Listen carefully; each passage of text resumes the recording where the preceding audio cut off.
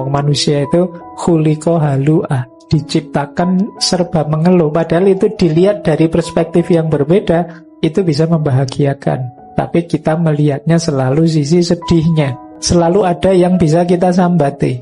Apa saja? Ada banyak ajaran-ajaran Islam itu yang sebenarnya arahnya apa? Untuk kita bahagia. Berarti memang bahagia itu jangan dicari kemana-mana.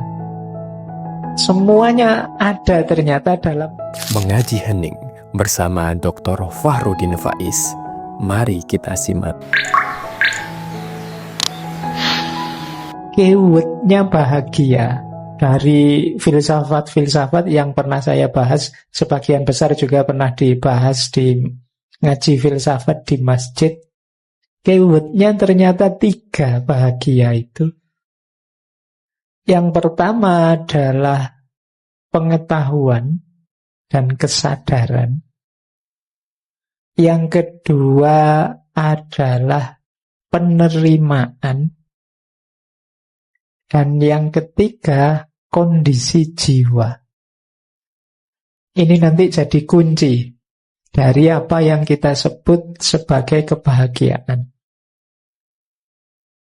Yang pertama, ilmu atau pengetahuan.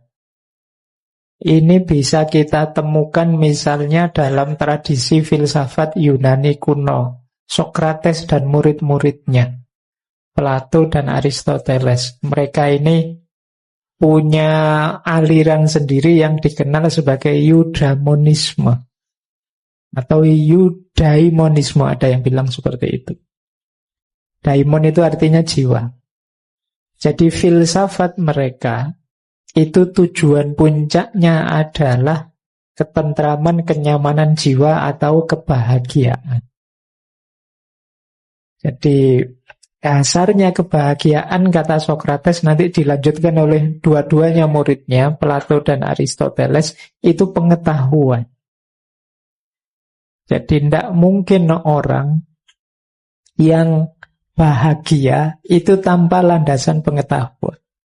Logika mereka begini, orang itu bisa bahagia kalau melakukan hal-hal yang utama. Hal yang utama sebut saja kebaikan-kebaikan, sederhananya itu. Kalau bahasa Yunaninya arete. Orang untuk tahu mana yang utama dan mana yang tidak, itu dasarnya pengetahuan, ilmu. Jadi tanpa ilmu kita sulit bahagia. Makanya ketika ada hadis tolabul ilmi faridotun, itu saya membacanya, Rasulullah itu memang sangat ingin kita bahagia. Makanya kita disuruh mencari ilmu. Ini bukan beban, kita diwajibkan mencari ilmu itu. Itu sebenarnya sayangnya beliau, sayangnya Allah juga pada kita, maka kita diminta mencari ilmu. Makanya dulu Nabi Adam sebelum diturunkan ke bumi ini dibekali oleh Allah, bekalnya ilmu. Wa 'allama Adamal asma'a kullaha. Demi apa? Demi Adam bisa bahagia. Jadi karena memang Allah itu inginnya kita itu bahagia. Berarti keyword pertama orang bisa bahagia itu, kan banyak Pak orang tidak pinter terus bahagia. Ya orang tidak pinter resikonya salah pilih. Pilihan-pilihan tindakannya bukan keutamaan. Mungkin saja dia menemukan sesuatu yang menyenangkan, cocok, sesuai, tapi begitu bukan keutamaan, ya nanti seperti Mas Alvin tadi, senengnya cuma sementara. Jadi seneng jangka pendek. Jadi menarik ya, seneng jangka pendek ini kalau dalam teori psikologi barat itu ada pembagian, seneng itu ada durasinya. Level durasinya itu 4. Ada yang singkat sekali, ada yang lumayan panjang, ada yang sangat panjang, ada yang tak terbatas panjangnya, tak terbatas dalam tanda petik. Kebahagiaan yang sangat pendek itu namanya pleasure, kesenangan. Itu paling cepat. Saya tadi minum kopi jahe, itu kan enak, alhamdulillah enak. Itu pleasure, seneng. Tapi begitu gelasnya tak taruh, ya rasa enaknya sudah mulai berkurang. Sekarang sudah 10 menit yang lalu hilang rasanya. Kalau ingin enak lagi harus saya ulang lagi. Itu pun kalau kebanyakan jadi tidak enak. Pleasure itu diulang-ulang apalagi sampai overdosis. Awalnya enak jadi tidak enak. Ini rumus teman-teman. Jadi kalau ada kesenangan apapun, kalau pingin enaknya long lasting lama, jangan boros. Ya, seneng apa saja itu agak dihemat, pelan-pelan, sidik-sidik gitu. Ini kalau saya dikasih sak drum besar, itu mesti terus tidak jadi enak. Dia jadi enak kalau sak gelas kecil. Iya, kadang-kadang kopi itu kan lebih mahal yang cuma iya, pakai cangkir kecil itu. Itu malah bikin nagih, tapi yang pakai gelas besar tidak terlalu bikin nagih, wong kita menghabiskannya juga mati-matian. Jadi pleasure, kesenangan apapun. Kesenangan apapun. Jadi kalau itu jenisnya hanya senang-senang, durasinya singkat. Pacaran kok untuk senang-senang saja mesti singkat, tidak lama. Makan kok untuk senang-senang saja, ya ada batasnya pasti. Maka ini paling pendek durasi kebahagiaan yang jenis senang-senang. Ada yang kedua, lebih panjang. Namanya achievement.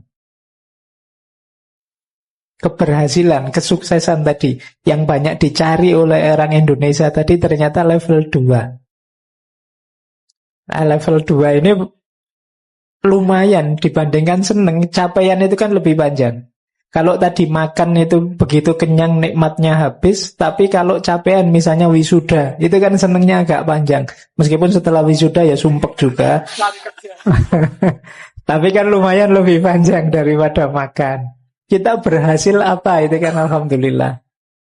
Senengnya agak panjang. Kalau itu achievement, capaian. Jadi berarti kalau teman-teman sedang pleasure, ya naikkan levelnya jadi achievement. Jadi achievement itu dalam kesenangan yang sama, itu saya bisa bikin prestasi. Hubungan antara makan dan puasa misalnya, wah saya berhasil puasa sehari, ini achievement. Nikmatnya makan jauh lebih panjang. Jadi baik. Jadi ini lebih dahsyat panjangnya achievement. Ada lagi level 3. Kalau level 3 sangat panjang, yaitu contribution. Contribution itu kita tidak hanya menyenangkan kita, tidak hanya keberhasilan kita, tapi kita bisa berbagi kesenangan, berbagi keberhasilan pada yang lain. Ini contribution. Tidak cuma aku yang bisa lulus, aku juga bisa membantu teman sampai lulus. Ikhlas ya, bukan dibayar. Orang dandak ya memang bantu. Ini kebanggaannya, kesenangannya jauh lebih panjang. Kita bisa memberi, kita bisa berbagi. Kita belajar paham, itu senangnya luar biasa. Tapi kita bisa memahamkan orang, itu jauh lebih menyenangkan. Jadi ini levelnya lebih panjang. Dan yang paling puncak, kalau ini senangnya sudah top, tidak ada batasnya di level manusia, namanya ultimate good. Ultimate good itu kalau versi barat itu kita melakukan kebaikan yang tanpa pamrih. Jadi ini nanti paradigmanya kalau dalam agama hubungannya dengan ikhlas. Begitu kita melakukan kebaikan kok ikhlas, ya sudah, kita senengnya tidak ada ujungnya, sudah seneng terus. Seneng ada ujungnya itu kan ketika kita ada pamrihnya. Saya berkontribusi sih, tapi saya ingin agar ini, agar itu, nanti ada batasnya. Saya bikin kajian seperti ini biar anak-anak muda Jogja itu hebat, aktif-aktif. Ya nanti begitu anak muda Jogja sudah hebat dan aktif, selesai kegembiraanku. Tapi kalau aku ndak, kok saya ndak ada pamrih apa-apa, uslillahi ta'ala, yang penting Gusti Allah ridho, alhamdulillah, itu tok. Itu lebih panjang, long lasting, ndak ada akhirnya. Ini teori barat sebenarnya. Boleh kalau teman-teman jadikan referensi kalau ingin kebahagiaan yang durasinya lebih panjang. Berarti apa? Cari pleasure itu manusiawi boleh, nyari kesenangan, tapi kalau hanya ini yang kita cari, pendek durasinya. Yang kedua, lebih panjang, yaitu capaian-capaian. Punya cita-cita boleh, punya ambisi boleh. Nanti bikin usaha, apa sukses, saya pingin begini, berhasil, itu alhamdulillah. Kalau tercapai kita akan lebih panjang senangnya. Tapi ada lagi yang lebih panjang kalau kita bisa berkontribusi. Dan yang paling panjang ya kalau kita bisa ikhlas beramal. Ini semboyannya kemenang. Iya. Baik. Jadi ini level-level kebahagiaan. Nah, ini kalau diomongkan ini kan simpel. Tapi untuk dipraktekkan teman-teman pasti butuh ilmunya. Makanya tadi yang nomor 1 syaratnya kita bahagia ilmu. Kalau kita tidak bisa milah, oh ini hanya kesenangan Pak, ini baru, itu ya kita sulit ketemu kebahagiaan yang hakiki. Kita mungkin tertipu oleh rangkaian kesenangan demi kesenangan yang menipu. Dan ini ya ternyata sejak zaman Yunani kuno sudah disadari. Orang itu memang harus fokus pada ilmunya dulu. Setelah ilmu baru kesadaran.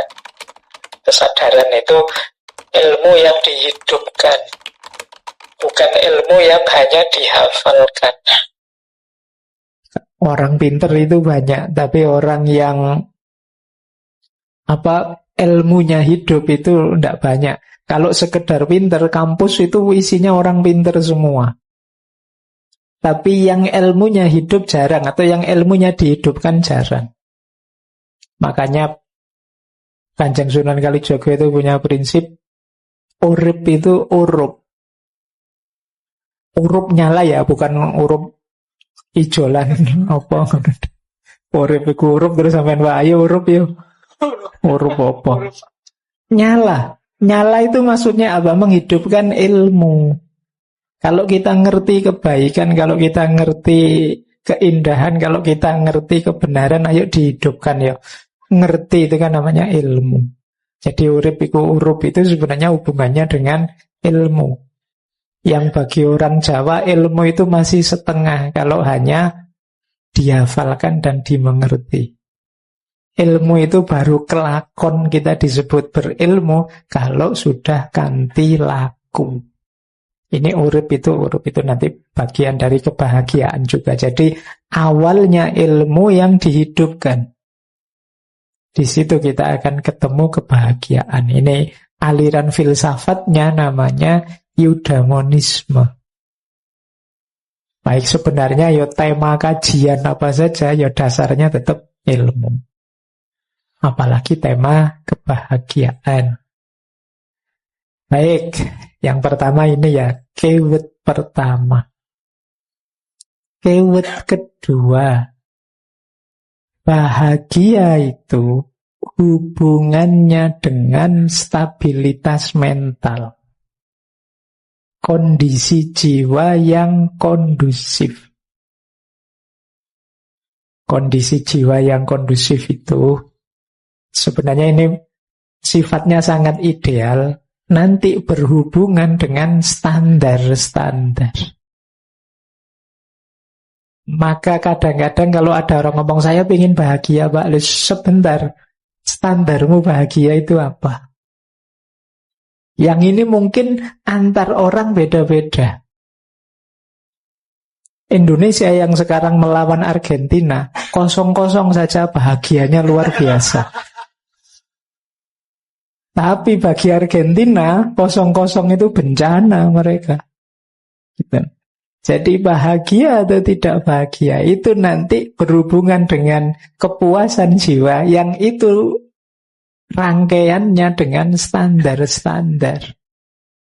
Setiap orang, setiap kelompok masyarakat, bahkan setiap negara, setiap agama, itu ya pakai standar-standar untuk menuju kebahagiaan yang diinginkan masing-masing. Makanya Imam Ghazali itu dalam Kimya Sa'adah kan mencatat ada standar-standar yang di-ranking jadi 4 apa 5 itu oleh Imam Ghazali. Ada kondisi jiwa yang itu bahagianya dalam hal-hal yang negatif, ada kondisi jiwa yang bahagianya dalam hal-hal yang positif. Ternyata jahat itu bisa membahagiakan bagi orang yang jiwanya memang jahat. Ini menarik teori ini. Kalau tadi di ilmu itu kan kita dicekan enggak, kalau kita enggak hakiki, kalau enggak yang sesuai dengan yang keutamaan enggak bahagia. Tapi kata Imam Ghazali tergantung orangnya, kondisi jiwanya. Kalau bahagia itu kita definisikan kenyamanan, kepuasan jiwa. Itu ada orang yang memang jiwanya sudah gelap. Jadi Imam Ghazali kan menyebut orang itu yang ada orientasi jiwanya yang bahimiyah, ada orientasi jiwa yang sabuiyah, ada orientasi jiwa yang natikoh, mutmainnah, dan ada juga yang gelap, orientasi jiwa yang saitoniyah, setan. Orientasi jiwa bahimiyah itu artinya binatang ternak. Dan kebahagiaannya orang yang orientasi jiwanya seperti ini, itu ya sifatnya seperti binatang ternak. Binatang ternak itu kan makan, minum, kawin, hamil, berketurunan, terus tidak perlu capek-capek, ada yang merawat, dia tinggal enak saja, rebahan saja. Ini orientasi jiwa bahimiyah. Itu dia bahagia kalau tercukupi, kalau kaya, kalau punya istri cantik, mobil mewah, kalau standar-standarnya ini. Ini berarti kondisi jiwa yang bahimiyah. Kata Imam Ghazali, ya, orang yang seperti ini ya standarnya standar itu tadi. Seperti binatang ternak. Ya dia bahagianya dengan itu. Jadi ini menarik. Sebenarnya rangkaian kajian kebahagiaan itu harus disambungkan dengan kebenaran, nanti dipuncai dengan keadilan. Karena bahagia itu yaitu tadi ternyata mengikuti orientasi jiwanya orang yang beda-beda standar. Nanti ada yang orientasi jiwanya sabuiyah. Sabuiyah itu artinya binatang buas. Binatang buas itu cirinya kan agresif. Kebahagiaannya dia ketika mengalahkan, menundukkan. Ketika dia lebih tinggi dari yang lain, ketika dia nomor satu, yang lain di bawah semua. Ini sabuiyah. Balapan untuk menang-menangan, saling mengalahkan. Ini sabuiyah. Ada yang orang orientasi jiwanya seperti ini. Jadi saya tidak sengaja kapan itu baca visi misinya banyak kampus. Ya UIN, ya UGM, ya mana-mana. Hampir semua itu orientasi visinya yang ditulis itu visi sabuiyah. Ingin unggul, ingin menang. Pokoknya ya menjadi yang terbaik, menjadi kuabai pengen terbaik itu kan berarti iya, perlombaan menang-menangan. Bila perlu berkorban banyak demi ambisinya terpenuhi. Ini sabuiyah. Kalau ini tidak terkontrol ya, hasilnya bisa merusak jiwa kita, merusak orientasi hidup kita tadi. Tapi kalau orang seperti ini memang bahagianya itu. Banyak loh orang, mungkin teman-teman heran ya, misalnya banyak yang nyalek atau masuk ke dunia politik modalnya besar sekali. Miliaran. Jadi bisa 5M, 10M, saya kemarin diceritain sekitar itu. Loh, Uang sebesar ini itu kan besar. Kita kan mikirnya, alah, mbok yo dipakai bisnis, buka cabang basa-basi yang baru kan lebih enak ya Pak Edi. Daripada masuk gitu. Loh, kok mau-maunya orang begitu, orientasi jiwanya memang ke sana. Itu yang disebut sabu'iyah. Kebahagiaannya ketika dia menang atas yang lain. Cuma ini tidak berlaku bagi yang sepak bola ya. Nanti sepak bola ngalah-ngalahan enggak enak. Oke, sepak bola ya memang biar menang, tapi kan enggak satu-satunya itu. Kan enggak lucu sepak bola masuk. Monggo kalau mau dimasukkan, karena kan enggak enak. Ya kan nanti yang mau dimasukkan, wah mboten sungkan saya monggo anu saja. Oh ya, enggak seru. Ya sepak bola ya sabu'iyah lah, menang-menangan. Kalau sudah menang ya selesai, enggak pakai bangga-banggaan, dan itu bukan puncaknya capaian. Kita sering tertipu di situ karena kita mengemari apa itu dianggap puncaknya capaian itu ketika menang mengalahkan yang lain. Ini sabu'iyah. Yang stabil memang yang mutmainnah. Nanti saya jelaskan tersendiri yang mutmainnah ini. Tapi yang banyak juga kata Imam Ghazali yang saitoniyah. Saitoniyah itu yang kebahagiaannya adalah ketika musuhnya orang yang dia benci hancur rusak, ndak apa-apa kalau aku juga ikut hancur rusak. Cirinya orang saitoniyah antara lain kata Imam Ghazali kalau dia batinnya dengki, hasad. Orang dengki itu kan segala cara ditempuh biar orang yang dia dengki hancur. Aku kalah juga ndak apa-apa, aku rusak ndak apa-apa, aku keluar modal banyak ndak apa-apa asal dia hancur. Ini setan. Setan itu kan waktu oleh Allah ditegaskan kamu tempatmu neraka, itu ya dia ndak apa-apa sih, tapi beri saya waktu untuk menyesatkan sebanyak mungkin anak Adam. Dan ternyata yo di antara kita yo banyak yang perilakunya setan. Contoh paling sederhana, misalnya banyak hoax kita temukan di medsos. Itu loh yang bikin berita bohong itu kan tahu kalau itu bohong. Nggak apa-apa bohong, yang penting musuhku jatuh namanya. Ini setan saitoniyah.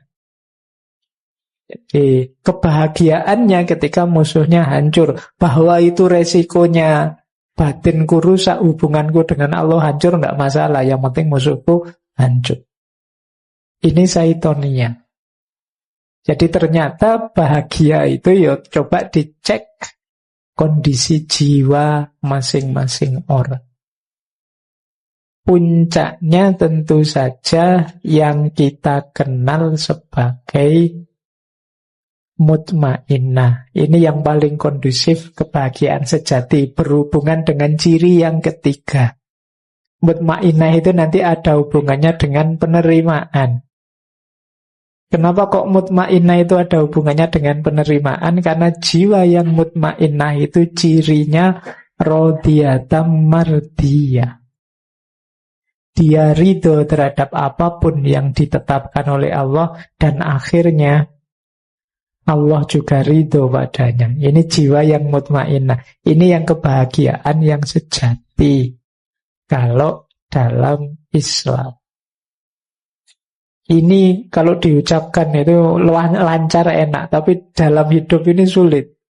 Orang disuruh ridho menerima itu kan sulit. Kita itu pinginnya yo mengeluh, kita pinginnya yo senengane sambat, senengane itu, kita selalu begitu.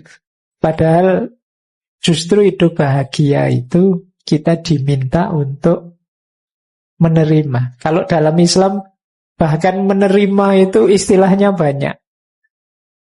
Jadi Islam itu sejak awal istilahnya taslim. Taslim itu pasrah.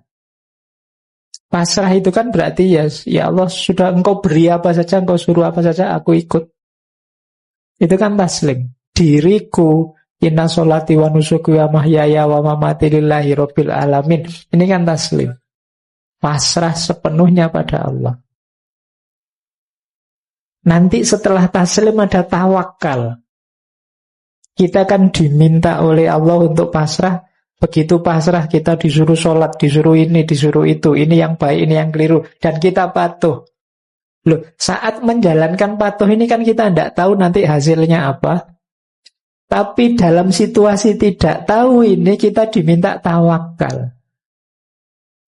Tawakal itu pasrah. Ya Allah, saya menjalankan ini, hasilnya apa? Aku pasrahkan padamu. Itu tawakal. Setelah tawakal, misalnya sudah selesai kita jalankan dan kita lihat hasilnya, kita diminta ridho. Itu pun kalau hasilnya tidak cocok, selain ridho kita juga diminta sabar. Jadi ya kayak tadi jatuh ya, kita ridhoi saja buat jatuh. Kita sabar. Ya. Loh, itu kan sudah kelihatan efeknya. Kita sabar. Jadi ada banyak ajaran-ajaran Islam itu yang sebenarnya arahnya apa? Untuk kita bahagia. Berat Pak, sabar itu. Loh, wong sabar itu untuk kita bahagia kok mbok anggap berat. Ridho Pak, aduh. Saya tiap hari disusahkan, dianukan, disuruh ridho. Iya, tapi ridho itu tidak untuk kepentingannya Allah, untuk kepentinganmu biar bahagia.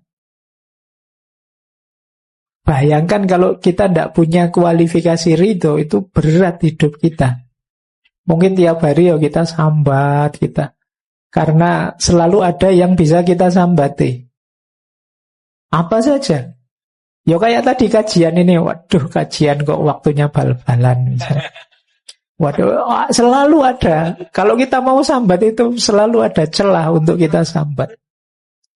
Wong sudah wisuda saja sudah lulus, ya Allah. Lulusan UIN saya, ya Allah. Ini terus. Iya. Nggak tahu ternyata seperti ini. Wah, kemarin kuliah capek-capek ternyata. Kita sambat. Padahal temennya itu masih mati-matian pengen lulus. Yang lulus ya sambat, yang sini garap skripsi ya sambat, yang sedang kuliah ya sambat, kapan skripsi? Sambat. Padahal kalau membacanya dibalik, kita sabar, kita ridho, bisa membuahkan yang terakhir namanya syukur. Lulus itu bisa disyukuri, bisa juga melahirkan keluhan. Wong manusia itu khuliqa halu'ah, diciptakan serba mengeluh. Padahal itu dilihat dari perspektif yang berbeda, itu bisa membahagiakan. Tapi kita melihatnya selalu sisi sedihnya. Nulis skripsi yang tidak selesai-selesai itu kan bisa saja dibaca, kesempatan belajar lebih banyak, kan bisa begitu. Kesempatan kenal dosen pembimbingnya lebih dekat misalnya. Lu ada banyak makna positifnya. Tapi kan kita mikirin tidak lulus-lulusnya. Pak, saya sudah umur sekian loh Pak, kok jomblo, tidak ketemu-ketemu pasangan. Loh, itu kan berarti kamu nikmatilah kebebasanmu, masih panjang. Bayangkan yang sudah nikah, sumpek dia. Oh. Yang nikah juga begitu kan, ya tinggal dibaca sisi positifnya banyak. Jadi manusia itu jalannya untuk bahagia tetap diawali dari penerimaan. Nikmati saja apa yang sedang kita rasakan saat ini. Apapun situasinya, apakah itu pleasure atau tidak, bisa kita maknai paling tidak dalam kerangka tadi. Kalau memang berat ya kita maknai sebagai pelajaran kesabaran. Kalau enak ya kita maknai pelajaran untuk memudahkan ridho dan syukur. Kalau memang tidak jelas ya pelajaran untuk tawakal. Pak, masa depan saya tidak jelas ini Pak. Iya, tawakal saja. Pasrah saja pada Allah. Yang penting ikhtiarnya sudah dijalankan. Nah, baik, jadi sampai di sini kita sudah dapat 3 keyword. Bahagia itu yang pertama ilmu, pengetahuan. Kemudian yang kedua berhubungan dengan kondisi jiwa dan orientasi jiwa. Dan yang ketiga berhubungan dengan penerimaan. Berarti memang bahagia itu jangan dicari kemana-mana. Semuanya ada ternyata dalam diri kita. Ilmu itu ya ada di kepala, di akal kita. Kemudian kondisi jiwa itu hubungannya dengan hati kita.